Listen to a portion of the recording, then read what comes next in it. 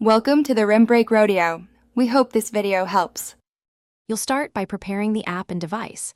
Make sure WhatsApp is updated and you can access the gallery. Once ready, open WhatsApp and tap the three dots Android or Settings tab, iPhone. Next, go to Settings Chats or Storage and Data depending on your platform. This is the first actionable step because WhatsApp organizes autosave under those menus.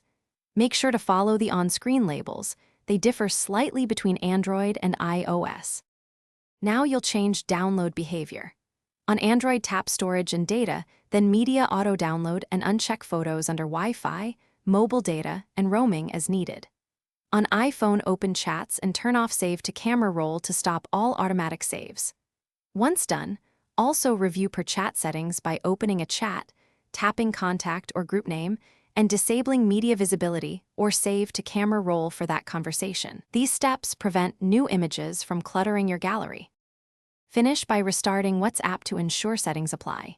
If previously saved photos still appear in the gallery, clear the Gallery or Photos app cache Android or remove synced images from Photos app iPhone.